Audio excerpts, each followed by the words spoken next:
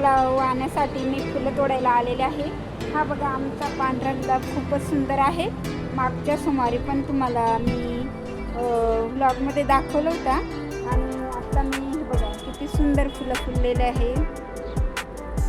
आता आपण गुलाबाचे फुलं तोडून घेऊ।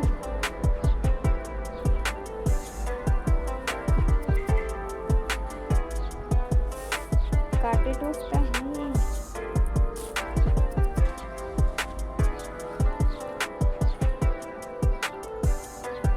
हे बघा मित्रांनो मी फुलं तोडले आणि मित्रांनो आजचा माझा ड्रेस कसा आहे हे बघा किती सुंदर असं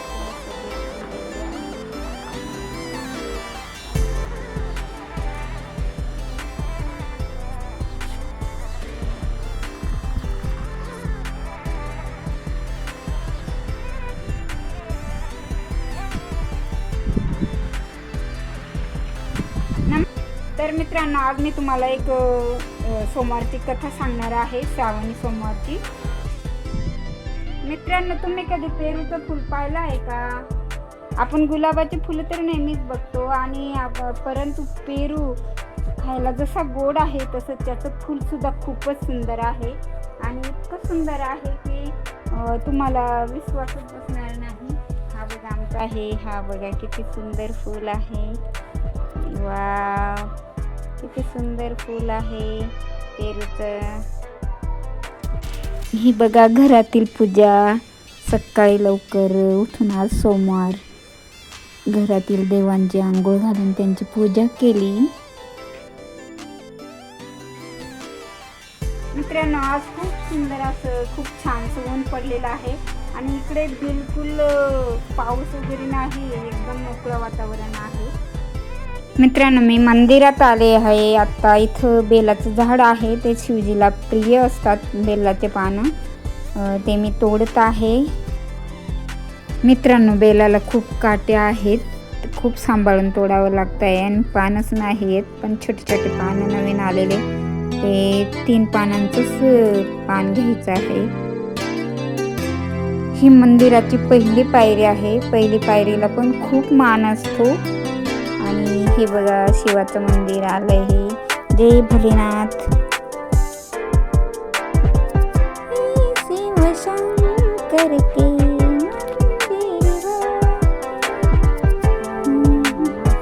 ओम नमः शिवाय।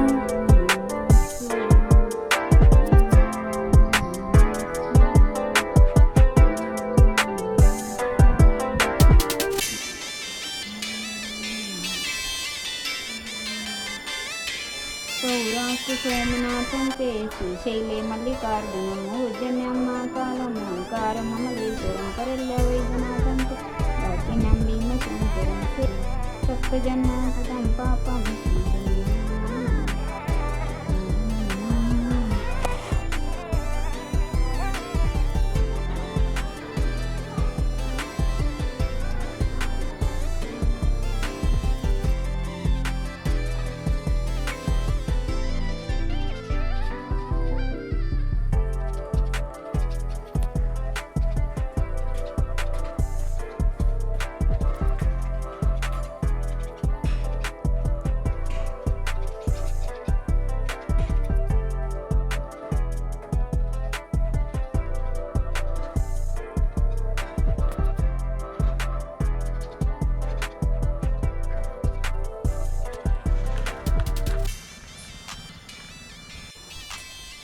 नमस्कार मित्रांनो, स्वागत आहे तुमचं माझ्या यूट्यूब चॅनलमध्ये। तर मित्रांनो आपण मागच्या सोमवारी एक व्लॉग बघितला।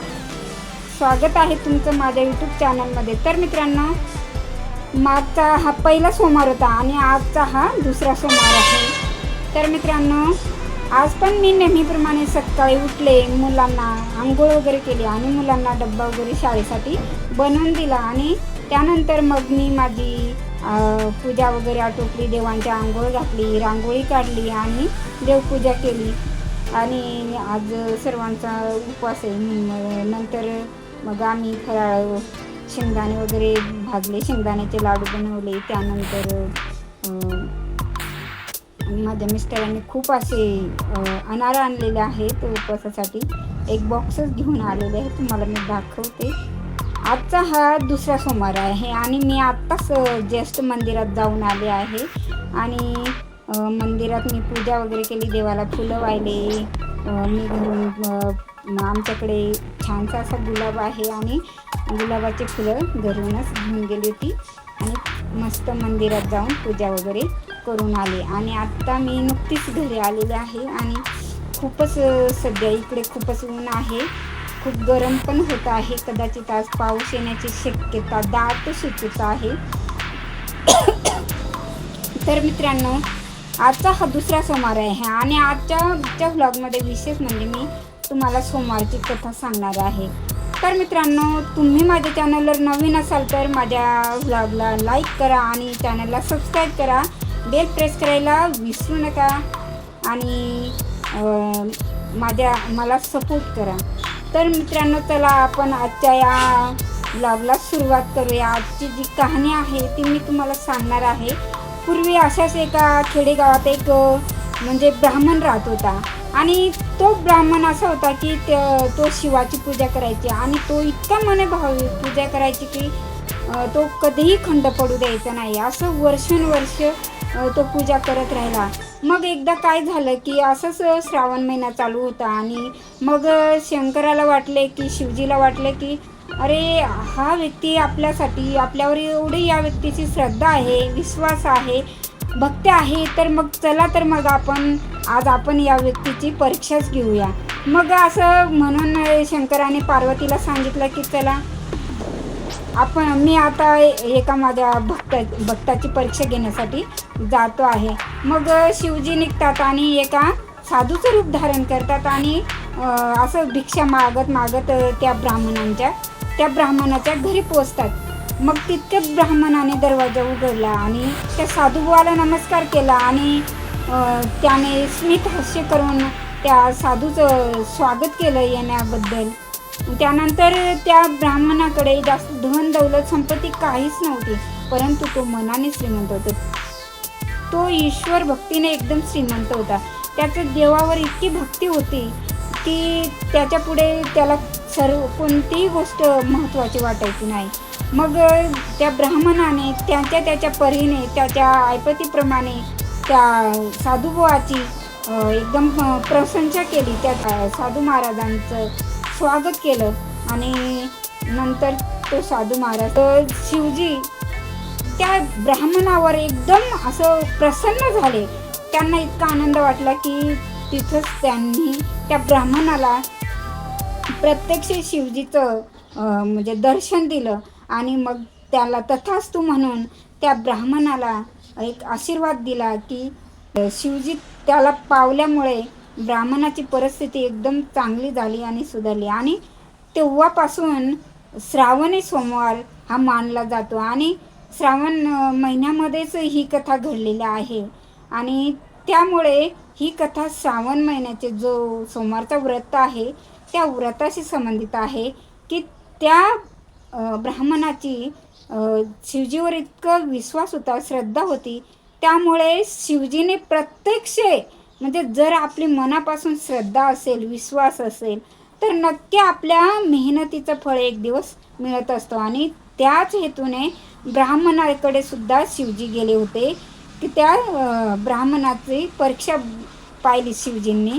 त्यांनी साधूचं रूप धारण करून त्या ब्राह्मणाच्या घरी गेले, तरीसुद्धा त्या ब्राह्मणाने त्या शिवजींचं, महादेवाचं मनापासून स्वागत केलं, त्याचं अतिथी सत्कार केला आणि मनोभावे त्यांची प्रार्थना केली.